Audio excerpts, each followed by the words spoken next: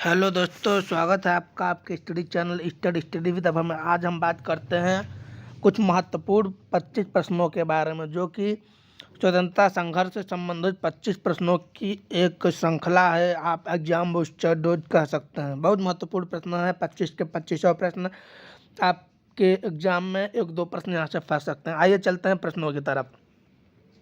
पहला प्रश्न है कि महात्मा गांधी कांग्रेस के अध्यक्ष किस अधिवेशन में चुने गए।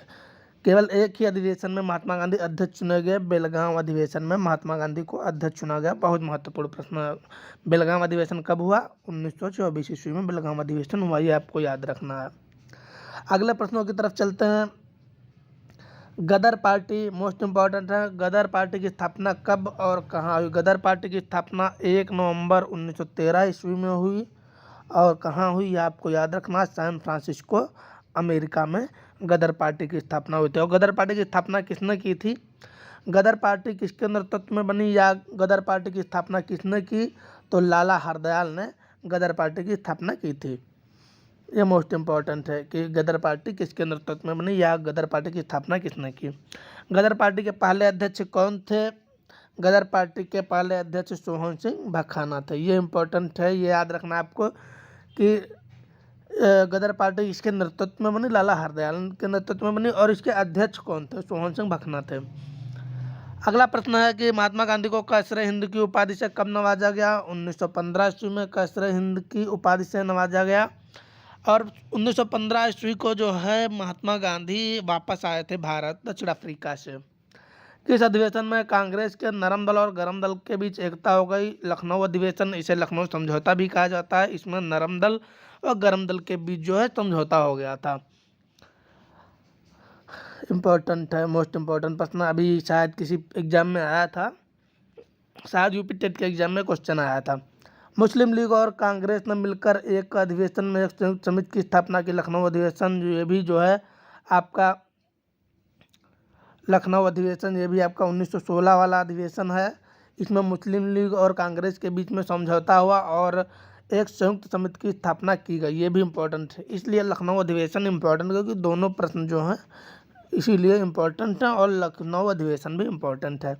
तो शासन के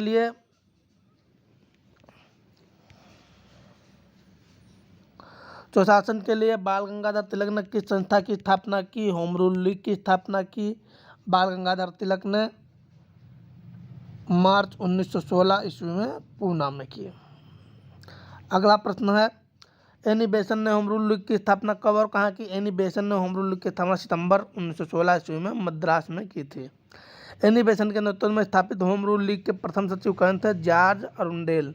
ये इम्पोर्टेंट है, ये तीनों प्रश्न इम्पोर्टेंट हैं। अगला प्रश्न की ओर चलते हैं। साबरमती आश्रम की स्थापना किसने की? सब लोग जानते हैं महात्मा गांधी ने की। महात्मा गांधी ने साबरमती आश्रम की स्थापना कब और कहाँ की? 1916 ईस्वी में की, अहमदाबाद में। ये आपको याद रखना है। अगला प्रश्न है, ये इंपॉर्टेंट है, मोस्ट इम्पॉर्टेंट है। यहाँ से क्वेश्चन जो आपके बहुत इंपॉर्टेंट है महात्मा गांधी से संबंधित, ये आपको याद रखना है। चंपारण आने के लिए गांधी जी को किसने प्रेरित किया था? बिहार के किसान नेता राजकुमार ने गांधी जी को आमंत्रित किया था। सत्याग्रह का सर्वप्रथम प्रयोग गांधी जी ने कहाँ किया? दक्षिण अफ्रीका में सबसे पहले जो है सत्याग्रह का गांधी जी ने प्रयोग किया था। और एक बात और है कि महात्मा गांधी के गुरु कौन थे? महात्मा गांधी के गुरु गोपाल कृष्ण गोखले थे। राजनीतिक गुरु कौन थे? गोपाल कृष्ण गोखले थे। अगले प्रश्नों की तरफ चलते हैं। भारत में सत्याग्रह का सबसे पहले प्रयोग गांधी जी ने कहाँ किया? सबसे पहले गांधी जी ने सत्याग्रह का प्रयोग चंपारण बिहार में किया था। अगला प्रश्न है कि चंपारण का आंदोलन कब हुआ था? चंपारण का आंदोलन 1917 ईस्वी में हुआ है, आपको याद रखना है। अगला प्रश्न है, तीन कठिया प्रथा। चंपारण विद्रोह के कारण अंग्रेजों को कौन सी प्रथा समाप्त करनी पड़ी? तीन कठिया प्रथा। चंपारण विद्रोह जो हुआ था, जो गांधी जी ने किया था, तीन कठिया प्रथा के विरोध में ही बिहार के किसान नेता राजकुमार ने बुलाया था, तीन कठिया प्रथा के विरोध के लिए करने के लिए ही। महात्मा गांधी ने पहली बार भूख हड़ताल किसके समर्थन में की? ये आपको याद रखना। पहला सत्याग्रह किया चंपारण विद्रोह में, भारत में पहला सत्याग्रह चंपारण विद्रोह में। और पहली भूख हड़ताल, ये इंपॉर्टेंट है, याद रखना। पहली भूख हड़ताल 1918 ईस्वी में अहमदाबाद मिल मजदूरों के हड़ताल के समर्थन में पहली बार भूख हड़ताल महात्मा गांधी ने कब की थी? 1918 ईस्वी में। ये याद रखना, दोनों में कन्फ्यूज न होना। सत्याग्रह की बात करो तो चंपारण विद्रोह में सबसे पहले सत्याग्रह किया और भूख हड़ताल 1918 ईस्वी में अहमदाबाद मिल मजदूरों के हड़ताल के समर्थन में। अगला प्रश्न, रॉलेट एक्ट कब लागू हुआ? 19वां प्रश्न। एक संयोग ही है कि 19वां प्रश्न है और 19 मार्च 1919 आंसर है। रॉलेट एक्ट कब लागू हुआ? 19 मार्च 1919। रॉलेट एक्ट में जो है आपको बिना शिकायत और बिना वकील, बिना दलील के आधार पर आपको गिरफ्तार किया जा सकता था। गांधी जी ने रॉलेट एक्ट के विरोध में देश में व्यापी हड़ताल कब शुरू की? 6 अप्रैल 1919 ईस्वी को। जलियांवाला बाग हत्याकांड कब हुआ? 13 अप्रैल 1919 ईस्वी को जलियांवाला बाग हत्याकांड हुआ। जनरल डायर ने निहत्थी भीड़ पर गोलियां चलाई थी। जलियांवाला बाग हत्याकांड कहाँ हुआ? अमृतसर में हुआ था। खिलाफत आंदोलन किसके खिलाफ शुरू किया गया था? खिलाफत आंदोलन आप सब जानते हैं कि टर्की के खलीफा के समर्थन में मित्र राष्ट्रों के खिलाफ, विशेषकर ब्रिटेन के खिलाफ खिलाफत आंदोलन शुरू किया गया था। खिलाफत आंदोलन किसके समर्थन में किया गया था? खिलाफत आंदोलन टर्की के खलीफा के समर्थन में भारतीय मुसलमानों ने आंदोलन किया था। इम्पोर्टेंट है, ये दोनों इम्पोर्टेंट है। अगला और लास्ट प्रश्न है कि पूरे देश में खिलाफत दिवस कब मनाया जाता है? मोस्ट इम्पोर्टेंट क्वेश्चन है ये। पूरे देश में खिलाफत दिवस कब मनाया गया? 19 अक्टूबर 1919 को खिलाफत दिवस मनाया गया। ये इम्पोर्टेंट क्वेश्चन है।